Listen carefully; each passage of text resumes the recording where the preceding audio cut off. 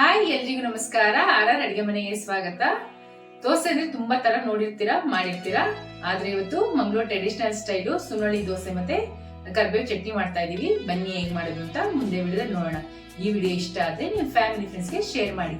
ನಮ್ಮ ಚಾನೆಲ್ ನ ಸಬ್ಸ್ಕ್ರೈಬ್ ಮಾಡೋದು ಮರಿಬೇಡಿ.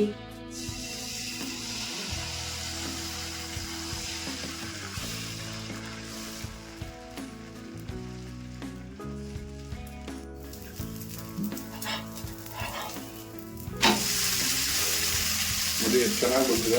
ಒಳ್ಳೆ ಮಸಾಲೆ ದೋಸೆ ಥರ ಬಂದಿದೆ. ನಾನು ಹೆಂಚಿಗೆ ಎಣ್ಣೆನೂ ಹಾಕಿಲ್ಲ, ಹಂಗೆ ಹಾಕಿದ್ದು. ನೋಡೋದ್ರಲ್ಲ ನೀವೇನೆ, ಒಂಚೂರು ಅಂಟ್ಕೊಂಡಿಲ್ಲ ಹೆಂಚಿಗೆ, ಹಂಗೆ ಬಂದಿದೆ. ನೋಡಿ ಎಷ್ಟು ಚೆನ್ನಾಗಿ ಬಂದಿದೆ, ಎಷ್ಟು ಸಾಫ್ಟ್ ಆಗಿದೆ ಅಂತಂದ್ರೆ ಹಂಗೆ ಹೂವು ಇದ್ದಂಗಿದೆ. ನೋಡಿ ಸೂಪರ್ ಆಗಿದೆ. ಸುನೋಳಿ ದೋಸೆ ಮಾಡೋದಕ್ಕೆ ಏನೇನು ಪದಾರ್ಥಗಳು ಬೇಕು ಅಂತ ನೋಡೋಣ. ನೋಡಿ, 2 ಪಾವ್ ಅಕ್ಕಿನ 5 ರಿಂದ 6 ಅವರು ನೆನೆಸಿಕೊಂಡಿದ್ದಾರೆ. ಇದಕ್ಕೆ 1 ಟೇಬಲ್ ಸ್ಪೂನು ಮೆಂತ್ಯ ಹಾಕ್ಕೊಂಡು ನೆನೆಸಿಕೊಂಡಿದ್ದಾರೆ 5 ರಿಂದ 6 ಅವರು. 1 ಪಾವಷ್ಟು ಪೇಪರ್ ಅವಲಕ್ಕಿ, ಅರ್ಧ ಪಾವಷ್ಟು ಬೆಲ್ಲ, 1 ಗ್ಲಾಸು ಮಜ್ಜಿಗೆ, 1 ಪಾವಷ್ಟು ನಿಮಗೆ ತುರಿದಿರೋ ತೆಂಗಿನಕಾಯಿ. ಇದನ್ನು ಇವಾಗ ನೈಸಾಗಿ ರುಬ್ಕೊಂಬಂದ್ಬಿಡೋಣ.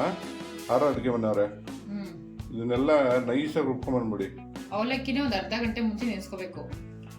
ಅವಲಕ್ಕಿನ ನೀವು ಅಕ್ಕಿ ನೆಂದಾದ್ಮೇಲೆ ಒಂದು ಅರ್ಧ ಗಂಟೆ ಮುಂಚೆ ನೆನೆಸ್ಕೊಂಡ್ರೆ ಸಾಕು. ನಾವು ಅರ್ಧ ಗಂಟೆ ಮುಂಚೆ ನೆನೆಸಿರೋದು. ಇವಾಗ ಇದನ್ನೆಲ್ಲ ಸಿಡ್ಸ್ಕೊಂಡು ಫೈನ್ ಪೇಸ್ಟಾಗಿ ರುಬ್ಕೊಂಬಿಡೋಣ. ದೋಸೆ ಹಿಟ್ಟು ಅದಕ್ಕೆ ರುಬ್ಕೊಂಬಂದ್ಬಿಡೋಣ. ನೋಡಿ, ನಮ್ಮ ಮಾರಾರ ಅಡುಗೆನವರು ನೀಟಾಗಿ ರುಬ್ಕೊಂಬಂದಿದ್ದಾಗ ಇದನ್ನು ಓವರ್ ನೈಟು ನೆನೆಗಿಟ್ಬಿಡೋಣ.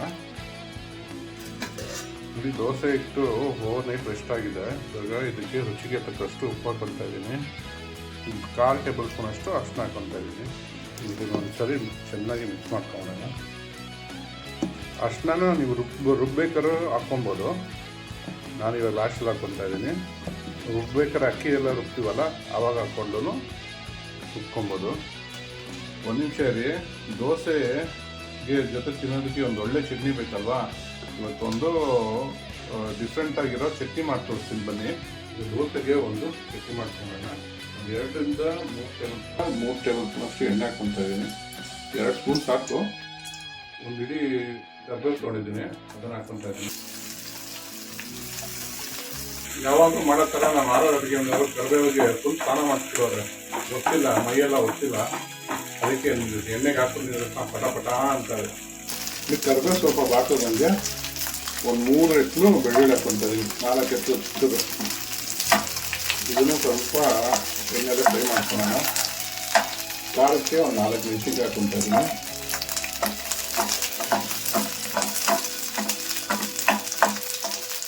ಇದು ಎಣ್ಣೆಲ್ಲ ಸ್ವಲ್ಪ ಫ್ರೈ ಆಗಬೇಕು. ಇದು ಮೆಣಸಿನ್ಕಾಯನ್ನು ಸ್ವಲ್ಪ ಬಾಡ್ತಾ ಇದ್ದಂಗೆ ಸ್ವಲ್ಪ ಕಟ್ ಮಾಡ್ಕೊಂಡಿರೋ ತೆಂಗಿನಕಾಯಿ ಹಾಕ್ಕೊತಾ ಇದ್ದೀನಿ. ತುಂಬ ಚೆನ್ನಾಗಿರುತ್ತೆ ಈ ಚಟ್ನಿ ದೋಸೆ ಜೊತೆಲಿ. ಒಂದು 3 ಟೇಬಲ್ ಸ್ಪೂನ್ ಅಷ್ಟು ಹುರ್ಗಡ್ಲೆ ಹಾಕ್ಕೊತಾ ಇದ್ದೀನಿ. ಒಂದು ಚಿಕ್ಕ ಪೀಸಷ್ಟು ಹುಣಸೆಹಣ್ಣು. ಇದೆಲ್ಲ ಸ್ವಲ್ಪ ಬಿಸಿ ಮಾಡಿಕೊಂಡ್ರೆ ಸಾಕು. ಇವಾಗ ಬಿಸಿ ಆಗಿದೆ. ಇವಾಗ ಸ್ಟವ್ ಆಫ್ ಮಾಡ್ಕೊಂಬಿಡೋಣ. ಚಟ್ನಿಗೊಂದು ಒಗ್ಗರಣೆ ಮಾಡ್ಕೊಬಿಡೋಣ. ಅದೇ ಪ್ಯಾನ್ಗೆ ಒಂಚೂರು ಎಣ್ಣೆ ಹಾಕ್ಕೊತಾ ಇದ್ದೀನಿ. ಎಣ್ಣೆ ಬಿಸಿ ಆಗ್ತದಂಗೆ ಸ್ವಲ್ಪ ಸಾಸಿವೆ, ಸ್ವಲ್ಪ ಉದ್ದಿನಬೇಳೆ, ಒಂದು ಮೆಣಸಿನ್ಕಾಯಿ, ಸ್ವಲ್ಪ ಕರಿಬೇವು, ಸ್ವಲ್ಪ ಹಿಂಗೆ ಹಾಕ್ಕೊತಾ ಇದ್ದೀನಿ. ನೋಡಿ, ಉದ್ದಿನಬೇಳೆ ಎಲ್ಲ ಕೆಂಪಾಗಿದೆ. ಇವಾಗ ಸ್ಟವ್ ಆಫ್ ಮಾಡ್ಕೊಬಿಡೋಣ. ಒಗ್ಗರಣೆನ ಚಟ್ನಿಗೆ ಹಾಕ್ಕೊಂಬಿಡೋಣ. ಚಟ್ನಿ ಯಾರು ನಮ್ಮ ಅಡುಗೆ ಮನೆಯವರು ರುಬ್ಬಿ ರೆಡಿ ಮಾಡಿಟ್ಟಿದ್ದಾರೆ. ಇವಾಗ ದೋಸೆ ಇಟ್ಕೊಂಬಿಡೋಣ ಬನ್ನಿ. ನೋಡಿ, ಇವಾಗ ಹೆಂಚಿ ಕಾದಿದೆ. ದೋಸೆ ಇಟ್ಕೊಂಬಿಡೋಣ.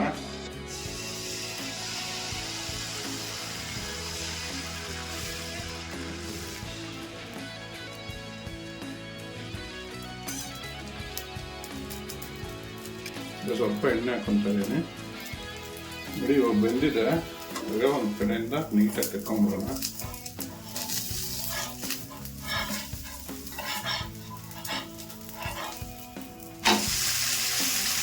ನೋಡಿ, ಎಷ್ಟು ಚೆನ್ನಾಗಿ ಬಂದಿದೆ. ಒಳ್ಳೆ ಮಸಾಲೆ ದೋಸೆ ಥರ ಬಂದಿದೆ. ನಾನು ಹೆಂಚಿಗೆ ಎಣ್ಣೆನೂ ಹಾಕಿಲ್ಲ, ಹಂಗೆ ಹಾಕಿದ್ದು. ನೋಡೋದ್ರಲ್ಲ ನೀವೇನೆ, ಒಂಚೂರು ಅಂಟ್ಕೊಳ್ಳಿಲ್ಲ ಹೆಂಚ್ಗೆ ಹಂಗೆ ಬಂದಿದೆ. ನಾನ್ ಸ್ಟಿಕ್ ಆದ್ರೂ ಒಂದೊಂದ್ಸರಿ ದೋಸೆ ಹಿಟ್ಟುಗಳು ಅಂಟ್ಕೊಂಡ್ಬರುತ್ತೆ. ನಾನ್ ಸ್ಟಿಕ್ ಆವಾಗೂ ನೋಡಿ ಇದಕ್ಕೆ ಒಂಚೂರು ಅಂಟ್ಕೊಳ್ಳೇ ಇಲ್ಲ. ಇದು ಎರಡು ಕಡೆ ತಿರ್ಸ್ಕೊಂಡು ಬೇಯಿಸ್ಕೊಬೇಕು. ಇದನ್ನ ಒಂದೇ ಕಡೆ ಎಲ್ಲ ಎರಡು ಕಡೆ ತಿರ್ಸ್ಕೊಂಡು ಬೇಯಿಸ್ಕೊಬೇಕು. ನೋಡಿ ಇವಾಗ ಎರಡು ಕಡೆ ಬೆಂದಿರುತ್ತೆ. ತಕೊಂಡ್ಬಿಡೋಣ, ನೋಡೋಣ ಬನ್ನಿ ಎರಡನೇ ಬೆಂದಿದೆ ಅಂತ. ನೋಡಿ ಚೆನ್ನಾಗಿ ಬಂದಿದೆ. ಇವಾಗ ತಕೊಂಡ್ಬಿಡೋಣ. ಸುಣ್ಣವಳ್ಳಿ ದೋಸೆ ಕರ್ಬೇವು ಚಟ್ನಿ ರೆಡಿ ಆಗಿದೆ. ಟ್ರೈ ಮಾಡಿಬಿಟ್ಟು ಹೇಗಿತ್ತು ಅಂತ ಕಮೆಂಟ್ ಬಾಕ್ಸ್ ಅಲ್ಲಿ ತಿಳಿಸಿ. Thanks for watching our video.